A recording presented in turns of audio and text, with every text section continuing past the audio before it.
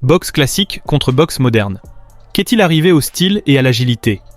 T'es-tu déjà demandé ce qu'il est advenu de la boxe classique, cet art qui permettait de reconnaître un boxeur rien qu'à sa démarche? Il fut un temps où, en voyant un combattant passer dans la rue ou entrer dans un restaurant, on savait immédiatement qu'il était boxeur. Ils avaient une démarche légère, presque comme s'ils flottaient, et cela venait directement de leur entraînement. Aujourd'hui, cette essence semble s'être perdue.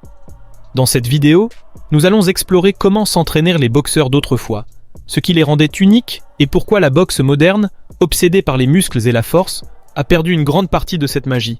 Prêts? Plongeons-nous dans ce sujet fascinant. Premier, les boxeurs du passé, une élégance inimitable. Autrefois, les boxeurs avaient quelque chose qui les distinguait, même en dehors du ring. Ce n'était pas seulement leur capacité à frapper ou à esquiver, mais la manière dont ils bougeaient. Il ne s'agissait pas de mouvements exagérés, mais d'une élégance naturelle, fruit de longues années d'entraînement axé sur l'agilité, la rapidité et la souplesse. Pourquoi cela était-il si évident? Parce que les boxeurs d'antan étaient entraînés à éviter la rigidité à tout prix. Les vieux entraîneurs disaient souvent « Éloigne-toi des haltères, elles te rendent lent et raide ».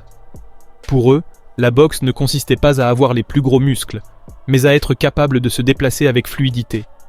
Un bon boxeur avait besoin de rapidité, de précision et d'un mouvement fluide. Cette philosophie ne se reflétait pas seulement dans le ring, mais aussi dans chacun de leurs pas au quotidien. 2. L'art du mouvement chez les boxeurs classiques. Prenons l'exemple de Jack Dempsey. Lors de son célèbre combat contre Jess Willard, Dempsey se déplaçait comme un prédateur traquant sa proie. Il entrait et sortait de la portée de son adversaire avec une rapidité et une agilité quasi félines. Son corps était mince, fort aux endroits stratégiques, mais jamais au point de perdre en mobilité. Il représentait parfaitement le physique idéal du boxeur classique, efficace, explosif et sans excès.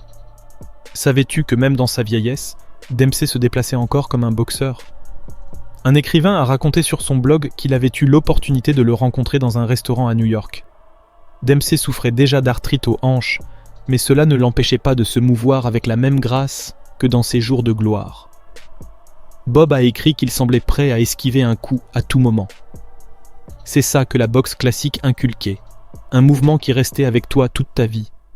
Aujourd'hui, cela a quasiment disparu. Les boxeurs modernes sont tellement obsédés par la prise de masse musculaire qu'ils ont oublié l'importance du mouvement. Et c'est là que commence le déclin de l'art dans la boxe. 3e. L'entraînement d'autrefois. Si tu entrais dans une salle de boxe il y a 50 ou 60 ans, tu verrais quelque chose de très différent de ce que l'on trouve aujourd'hui. À l'époque, l'entraînement était axé sur la technique et la fluidité. Les boxeurs passaient des heures à faire de l'ombre devant un miroir, perfectionnant chaque mouvement pour que leur coup soit rapide, précis et accompagné d'un jeu de jambes impeccable.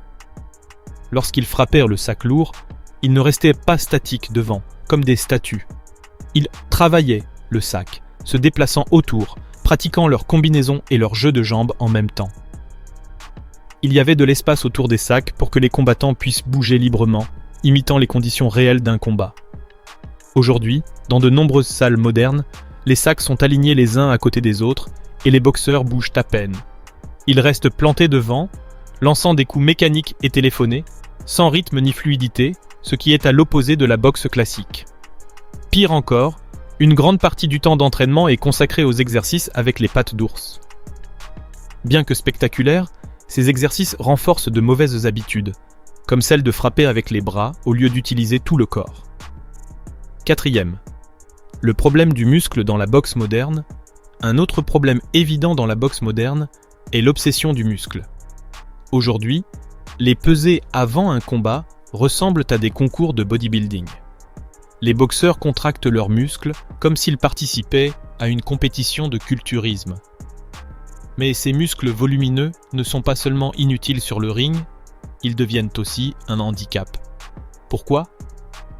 Parce qu'ils ralentissent le combattant, le rendent plus rigide et limitent sa capacité à encaisser ou esquiver les coups.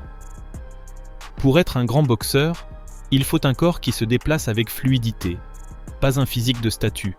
Des muscles trop contractés réduisent aussi la capacité d'un boxeur à rouler avec les coups, une compétence essentielle dans la boxe classique.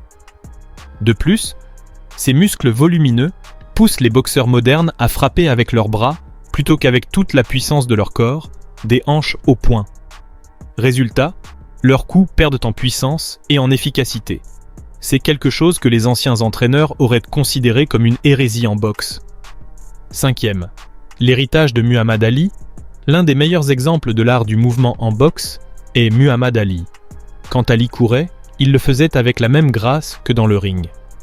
Il courait léger, tournait sur la pointe des pieds, avançait et reculait tout en lançant des coups dans le vide. Il ne cessait jamais de bouger. Son entraînement n'était pas qu'un simple exercice physique. C'était une chorégraphie alliant force, vitesse et beauté. Ali n'a jamais eu besoin de soulever des poids. Sa force ne venait pas de muscles volumineux, mais de sa technique et de sa capacité à exploiter chaque mouvement. C'était un spectacle de le voir se mouvoir. Et cette manière de s'entraîner est quelque chose que la boxe moderne semble avoir complètement oublié. Les nouvelles générations peuvent-elles récupérer l'art de la boxe ? La boxe d'autrefois était plus qu'un sport, c'était un art. Chaque mouvement avait un but, chaque coup était plein d'intention. Et cet art se reflétait même en dehors du ring, dans la façon dont les boxeurs marchaient, s'entraînaient et vivaient. Aujourd'hui, malheureusement, la boxe a évolué en quelque chose de différent, mais il n'est pas trop tard. Si les nouvelles générations de boxeurs et d'entraîneurs commencent à regarder vers le passé et à apprendre des grands, peut-être pourrons-nous récupérer un peu de cette magie perdue. Qu'en penses-tu ? Crois-tu que la boxe peut redevenir ce qu'elle était ? Laisse-nous ton commentaire, abonne-toi et n'oublie pas de partager cette vidéo avec d'autres passionnés de boxe. Ensemble, nous pouvons garder vivant l'héritage des grands. 6. Le rythme et la stratégie dans la boxe classique. Le rythme était primordial dans la boxe classique. Les entraîneurs d'autrefois insistaient pour que leurs combattants trouvent un flux naturel, une cadence qui leur permettait de se déplacer avec efficacité et économie d'énergie. Trouve ton rythme, disait-il, et contrôle le combat. Cela se ressentait à chaque pas qu'ils faisaient. Dès qu'ils montaient sur le ring, on pouvait voir que les boxeurs classiques étaient comme des danseurs, mais avec la puissance d'un marteau-pilon. Cet accent mis sur le rythme ne leur offrait pas seulement de l'agilité, mais leur permettait aussi de garder leur calme dans les situations difficiles. Un combattant qui sait se déplacer et trouver son flux peut éviter les coups les plus durs et riposter au moment parfait. En revanche, aujourd'hui, on voit de nombreux boxeurs qui restent figés, lançant des coups depuis une position rigide et immobile. Le manque de mouvement les rend prévisibles, et en boxe, être prévisible est pratiquement une condamnation à la défaite. Si un combattant n'apprend pas à se déplacer, à s'adapter et à s'adapter, il ne peut pas survivre contre un adversaire technique et bien entraîné. 7. L'obsession moderne des manoplats. Un exemple clair de la façon dont l'entraînement a changé est l'usage excessif des manoplats. Bien qu'elles soient utiles comme outil complémentaire, dans la boxe moderne, elles semblent être devenues l'élément central de l'entraînement. De nombreux boxeurs passent des heures à pratiquer des combinaisons avec des manoplats qui sont rarement appliqués dans un vrai combat. Dans les jours de la boxe classique, les manoplats n'étaient pas l'objectif principal. Les entraîneurs préféraient des exercices comme l'ombre, qui permettaient au boxeur de travailler à son propre rythme et fluidité, ou le sparring contrôlé où il pouvait pratiquer des mouvements et stratégies réelles. Le problème de dépendre trop des manoplats est qu'elles renforcent souvent des mouvements mécaniques et des coups prévisibles, au lieu de favoriser la créativité et l'adaptabilité. Les grands boxeurs d'autrefois savaient que la boxe était autant mentale que physique. S'entraîner avec un coach qui te lance simplement des combinaisons de manoplace n'enseigne pas à penser. La boxe est un jeu de stratégie, pas une routine chorégraphiée. 8. L'inspiration des grands. L'une des raisons pour lesquelles la boxe classique était si spéciale, c'est qu'elle regorgeait de figures inspirantes. Muhammad Ali n'était pas seulement un boxeur incroyable, mais un maître du mouvement et de la stratégie. Sugar Ray Robinson, considéré par beaucoup comme le meilleur boxeur de tous les temps, combinait vitesse, précision et une intelligence incroyable sur le ring. Ces boxeurs n'inspiraient pas seulement d'autres boxeurs, ils inspiraient tous ceux qui les regardaient. Voir Ali courir dans les rues, lançant des coups dans l'air tout en tournant sur la pointe des pieds, suffisait à motiver n'importe quel jeune à sortir s'entraîner. C'était un rappel que la boxe ne consistait pas seulement à gagner des combats, mais à maîtriser un art. Aujourd'hui, Bien qu'il y ait encore de grands boxeurs, il manque cette connexion avec l'essence de la boxe en tant qu'art. Les boxeurs modernes pourraient apprendre beaucoup des anciens maîtres, non seulement en termes de technique, mais aussi de leur approche générale du sport. 9. Que faire pour récupérer l'art de la boxe? Alors, que peut-on faire pour redonner à la boxe sa gloire d'antan? La réponse réside dans un retour aux bases. Voici quelque chose que les entraîneurs et boxeurs modernes peuvent faire. Prioriser le mouvement. La boxe commence par les pieds. Apprendre à se déplacer, à être toujours en position pour attaquer ou défendre est essentiel. Moins de poids, plus d'agilité.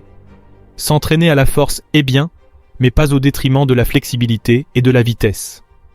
L'ombre et le rythme. Pratiquer les mouvements devant le miroir améliore non seulement la technique, mais aide aussi le boxeur à trouver son rythme naturel. Enseigner à penser. La boxe n'est pas un sport mécanique. Chaque mouvement doit avoir un but. Les boxeurs doivent être enseignés à s'adapter et à réagir en temps réel. Si les boxeurs et entraîneurs modernes adoptaient ces pratiques, nous pourrions assister à un renouveau de la boxe en tant qu'art. Rejoins la mission pour récupérer l'art de la boxe. La boxe est plus qu'un sport, c'est un art, un ballet de force, de stratégie et de mouvement. À ses jours de gloire, chaque boxeur était un artiste, et chaque combat une œuvre maîtresse. Mais cet esprit s'est progressivement éteint. Toutefois, il n'est pas trop tard. Si nous valorisons ce qui a fait la grandeur de la boxe et travaillons pour récupérer ses bases, nous pouvons inspirer les nouvelles générations à garder vivant cet héritage. Si tu aimes la boxe autant que nous et que tu veux voir ce sport revenir à sa forme la plus pure, aime cette vidéo, abonne-toi à la chaîne et partage-la avec d'autres amateurs de boxe. Aide-nous à inspirer plus de gens à redécouvrir la magie du ring. Que penses-tu? Crois-tu que la boxe peut redevenir l'art qu'elle était avant? Laisse-nous ton avis dans les commentaires. Nous avons hâte de te lire.